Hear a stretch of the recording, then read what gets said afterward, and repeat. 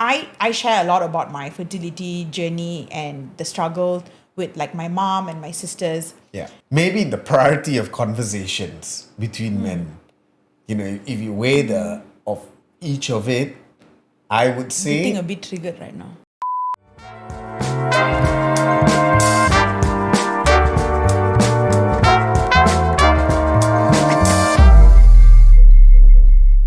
hi, my name's Yudhishthra, and this is my wife, Pia. We're a husband and wife podcast. Today we want to talk a little bit about a topic. Wasn't too sure if we wanted to do it. It's a very vulnerable topic, but I think it's the right time. I think so. Yeah. Not sure how I feel about it, but there's a reason why I think it's something that is so important to shed light on. Because I think people always talk about the part when you're pregnant or when you have a baby, but nobody really talks about the season before that, which is trying to have a child. And the biggest thing that I learned is that it's not the same for everyone. Absolutely. Yeah, and it's not been the easiest for us. How did you feel, or maybe that moment of when you felt, okay, I want to have a child? To be very honest, I think that was something that I didn't even have to think. Like, I think I met a couple of women and I always ask them the same question, but they always tell me like they were not too sure, or they probably thought about it when they were in their late 20s or early 30s. Maybe it seemed like the right thing to do. Some people probably have a point in their life where they realize, okay, I think I'm ready. But I think for me, I never had any thought in my mind that I never wanted children. But I think that's also what has been making this process extremely hard for me, is because that was one thing, or is one thing in my life that I never questioned whether I wanted it or not. Okay. Yeah. So how about for you? Very honestly, I've actually always wanted children.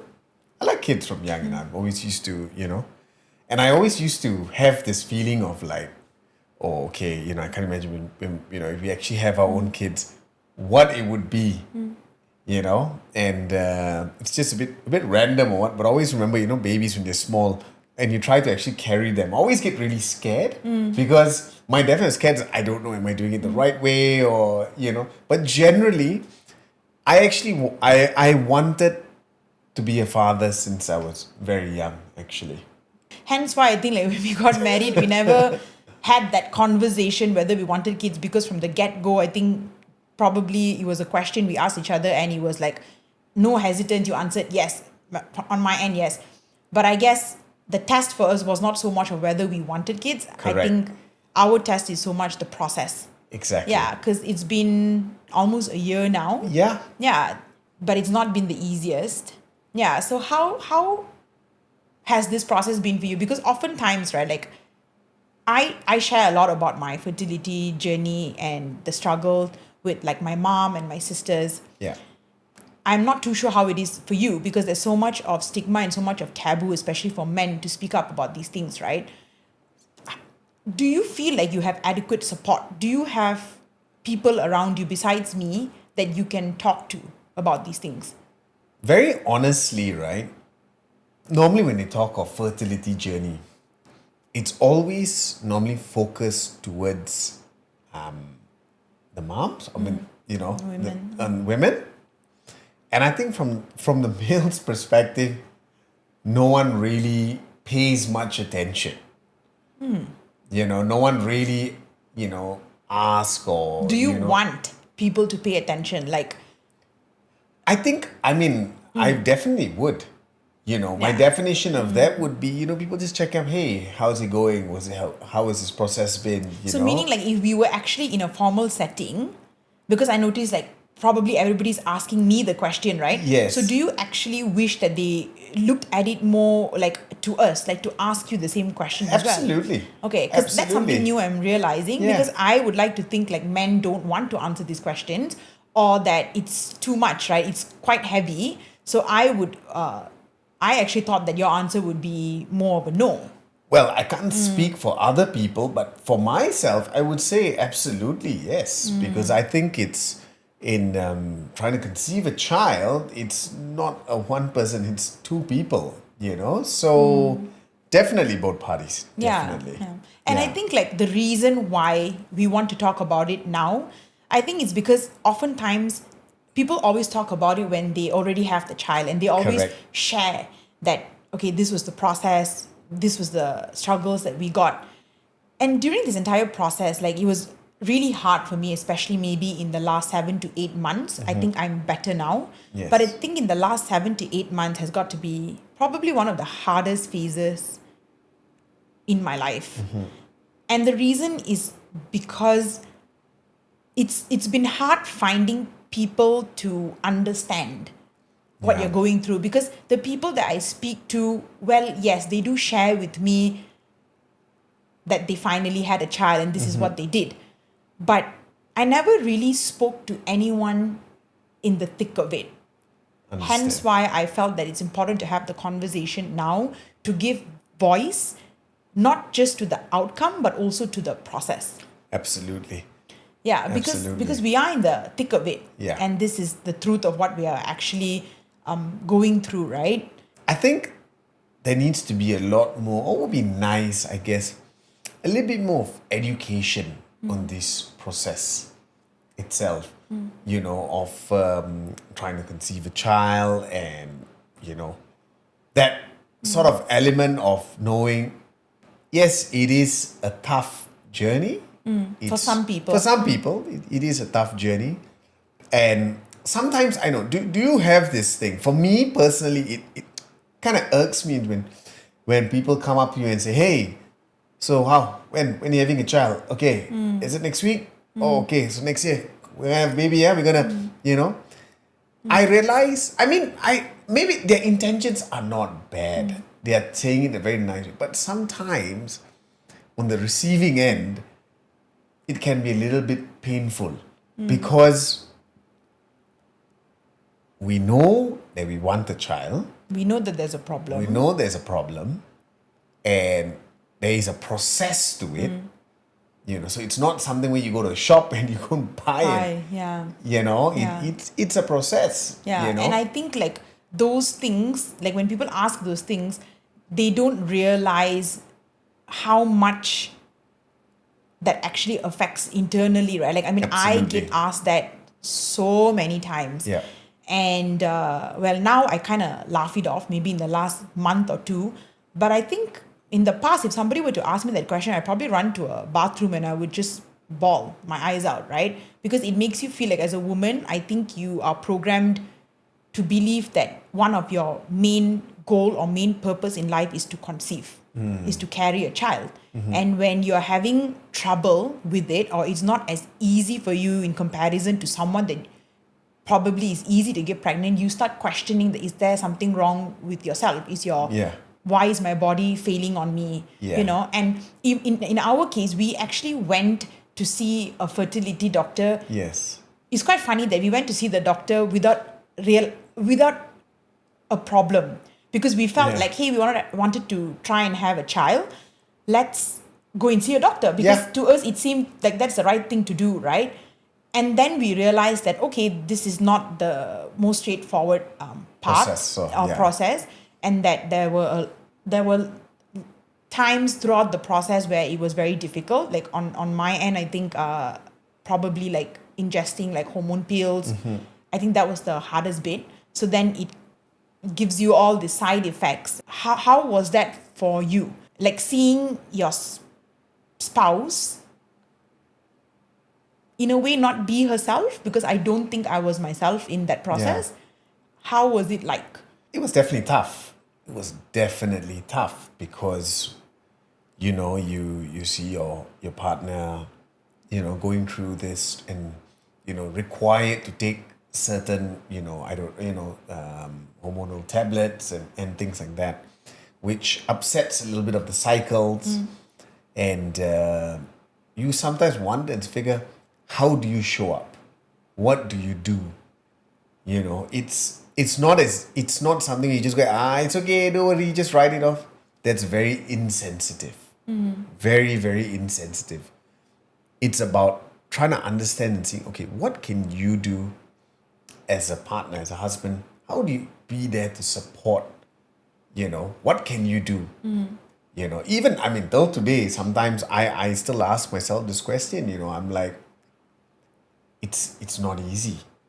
It's not easy. And there are times where I come and I sit with you and, we talk it through and, but I know internally there is a feeling, there's something that is Yeah, like a longing. like a longing. Yeah. Yeah, that's the word, a longing, Yeah, and I think the hardest part of it is like trying to be happy for someone else. Yeah. Because like everybody our age, our friends, our family, everybody's either having a baby or they just got married, so they're probably talking about having children. Yes. And sometimes like when people share stories about how like they didn't even plan or they never wanted to, it just happened. Yeah. You can't help but feel really shitty about yourself at that point. I mean, that's how I feel. Yeah. Yeah, because like sometimes I ask myself, like, if somebody didn't want and it was easy, like why, like I can't understand Yeah. why, like I want it. Yeah, but then that's when I kind of realized that I hope that people know that there's nothing, this is the journey that I am in at the moment. I'm still trying to accept it, is that it may not look the same for everyone. There's like different parts to it, but it doesn't make it any less meaningful. Yeah. Yeah, like someone actually told me a couple of months ago that this is the most painful statement that they ever mentioned to me, was that if it's so hard for you, then maybe you're not meant to be a mom. Yeah, and I Yeah. think that that really broke my heart. Yeah. That was the hardest thing that I ever had to sit with, to be honest. Yeah, you can't help but ask yourself, like, you don't want to allow those things to get to you, but when you're so vulnerable in this Yeah. process, even the smallest things, right? So like coming back to the part about how to cope with it, like even somebody inviting us to a baby shower or inviting us to a birthday party, it's been hard for me. I'm better now, but I think like 5-6 months ago I avoided all of those Yeah. things. It's not because it's not coming from a space of bitterness Yeah. or envy, but it's coming from a place of longing, like what you Yes. mentioned, Yes. and I think that I just wish people understood that when you removed yourself from the situation, it's nothing personal, it's not about them, it's more about protecting yourself. Because at the end of the day, when you're really on your own, you are really on your own. Like it's been I think you agree as well, like we talked about this, it's a very lonely journey. Absolutely. Absolutely. Because it's those topics that people don't generally talk about. Yeah. Or people are very afraid to speak about it. People all you go meet a person, talk But about why do business, you about think is that? entrepreneurship, Yeah. but when it comes to this, But like from a male perspective, why is that? Like from a female perspective, we don't talk about it because it's taken to mean that there's something wrong with you. As a woman, you're supposed to conceive and you can't do it, there's something wrong with you. But what is it like for a guy? Like why don't men talk about this openly? You just mentioned, right? Like we talk about business, talk about cars, talk about money. Why? Why don't men ask each other these questions like, hey, like, are you okay? You seem to be struggling with fertility. Hey, I think there's that element of I can't speak for other men why they don't speak about it, but maybe it's the element of maybe it's macho-ness or I don't know. So meaning that if you can't procreate, meaning it means that you're a failure. From men, I'm just trying to understand. I wouldn't say that it means that I wouldn't say it means you're a failure, but I guess maybe it's just an element of maybe the priority of conversations between men. If you weigh the of each of it, I would say Getting a bit triggered right now. yeah, but I would say that it would maybe be not on the highest list of it. Okay. So meaning that the emotional toll, so it is right then, right? That women do carry more of the emotional burden. Put it this way. I think from a guy's perspective, right, when it comes to emotions, right, we have been deemed and taught to be very, very strong on the front. you hold a very strong front. You know. So when it comes from it to touch on emotional things, sometimes maybe they do find it a bit tough and hard. Yeah. So To it's touch not on about that. priorities then. So it's just too scary, Yeah, it right? could be. Because priorities is it basically meaning that it's not important. But the truth of it is that maybe they know deep down that it's so important, but Yeah. it's just too hard to because I think that's part of the problem as well. Because I think like for like women, right? I think like there were periods of time in this journey that I had to tell you that I know that I'm going through it. I'm like medically, physically, and all of that. But the only thing that I needed from you was to emotionally be there, Yeah. and it makes like a world of a difference. Yes. Yeah, and I think in the beginning it was quite hard as well, and Yeah. then I think you of course show up like like now you completely know how to help me in this process. But I think in the beginning, won't you agree that it was also quite hard? Yeah, it was hard. It was also foreign because you don't, it's not, what do you do? But you got to figure and learn it out. And I mean, for me, even sometimes what I did after that was I used to have conversations with people who were married, and who had children. And I maybe the reason why I will go to them directly, I'll just know, okay, I know that they have kids, so I will just have a conversation to understand the process. And you know what's going to be interesting? Quite a number of them have said it was not easy at the start. But what I loved always was the support at the end when they said it is worth the try. That means, it is not like an overnight process, if that makes Yeah, so like so many people actually suffer in silence. Yeah. Right? Because Exactly. nobody wants to come out there and say that they've had it hard. Exactly. And you're right. They suffer in silence. And then once they have a child, and then at that moment say, oh, actually, I went through this, I went through this. But what would be interesting is in that process when they were going through it, imagine the support Yeah. if they had, what it would be. But that's the exact point of this conversation Yeah. is that there's lack of support Yeah. in the pre-stage, right? Like you're right. Like there's everybody comes out there and everybody talks about the outcome. Yeah. But the process, literally like what we're going through right now, this is the hard part. Yes. This is the part that you need the support. You need the friends checking in on you. You need the food delivered at your doorstep. You need the coffee. It's now, right? But that's the part that I realize that's often not addressed. Yeah. Yeah, it's Yeah. the after. Like you do get the Yeah. baby gifts, you get the clothes, you get the crib, you Yeah. get the baby shower, you get the baby. Yeah. But this season It's a tough season. It's a tough season, yeah. But I mean, as crazy as it sounds, and through this whole process, I'm a very optimistic person, and I really, really believe in the power of positivity and optimism. That I feel the vibrations, what it would happen, and that's what gets me going on a day to day, and that is why when I see, even when you're going through this whole process and everything, it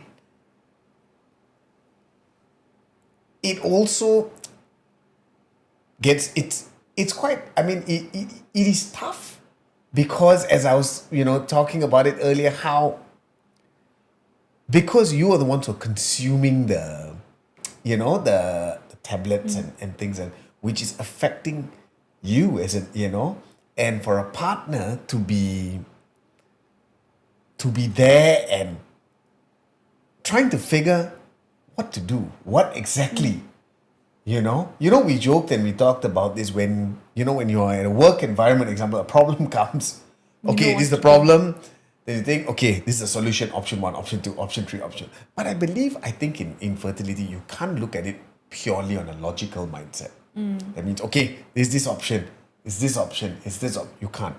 It's a process. And I think this is the interesting part also, why when went to see, like, our fertility doctor, and how he looks at it and analyzes and gives you that confidence.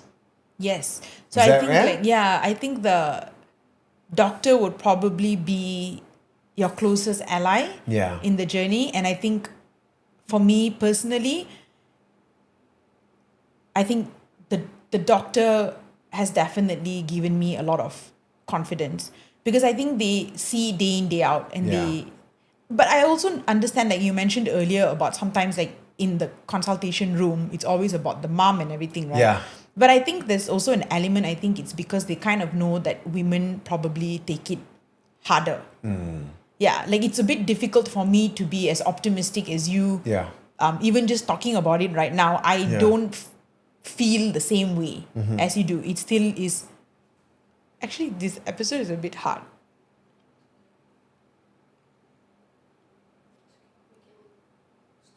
Yeah. Actually, can't do this.